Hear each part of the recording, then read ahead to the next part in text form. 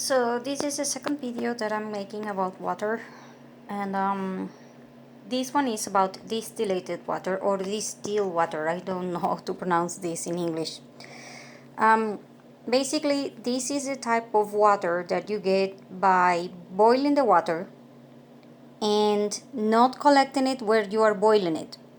As in, if you boil it in a pan, then you are purifying it, you're killing the bacteria and all of that, but that is not distilled water.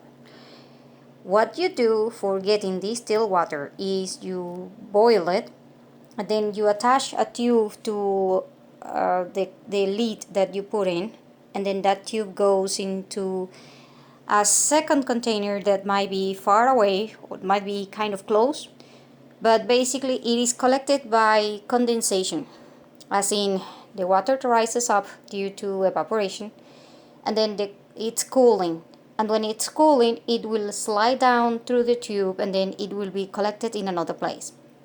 That other container must be sterile, as in extremely like brand new kind of deal, like it cannot have any kind of contamination or whatsoever. And then you immediately put a lid on it and you put a cap on that so that it doesn't get any kind of contact with the environment outside. You want to try that to be done in a place that basically is as clean as possible, and even then you must take other precautions to do this one. So why do you care about this kind of water and what's the difference? Well, number one, this kind of water, the one that I'm talking to you about, distilled water or distillated water, that one you take for making fermentation things that you definitely do not want to be contaminated by bacteria or whatsoever. For example, when you're making beers or when you're making kombucha, when you're making other things, because that kind of water you probably want to be that type. In some cases it's okay to use tap water or regular water, but in others it's not, because if you are ended up using tap water in a process that you definitely do not want to have any kind of bacteria or mineral or whatsoever in that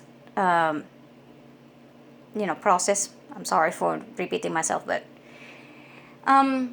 then you might end up contaminating it, and then you might end up getting sick or poison or even die about that. So think about this. Distilled water or distillated water is not something that you can just boil and you get. You have to do the process. Like I said, it that kind of water is get by condensation. So another thing that you must know, when you are treating wounded people, it's better to use distilled water or distillated water because of the same thing. If you are using tap water, that tap water might have, I don't know, anything, chlorine, bacteria, iodine, whatever, and that might actually cause a problem when you're cleaning wounds and stuff like that. It is best to use that kind of water because that one is certainly the cleanest water that you can have.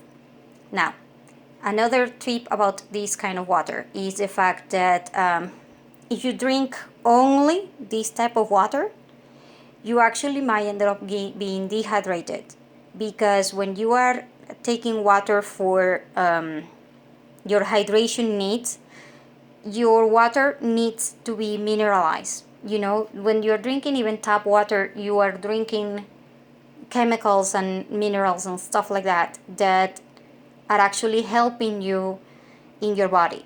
But if you're drinking distilled water, then you're drinking no minerals at all. And dehydration comes from two things. Number one, you not having enough liquid inside your body, as in water and stuff like that. But it also comes from not having enough minerals inside your body. When you don't have balance in your minerals inside your body, then you are probably going to be decompensated, which leads to dehydration. So basically, if you're going to use this water, then try not to drink it, and if you drink it, try to put minerals on it apart or something like that.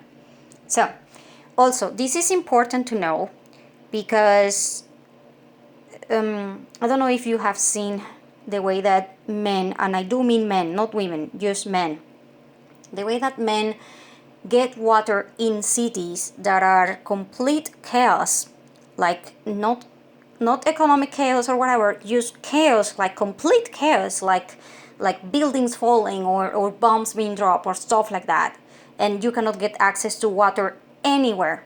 Then men, they build a boiler thing that will have something like this, like a small hole, and then men will, just close the hole and then boil it. But that is for you to put your penis on. So basically, I'm sorry, but it's the truth. Most men, will go there and then they will pee in the boiler room, and then the water, from the pee, the water will go up, and then it will be condensated, and then it will go to another container that is probably around.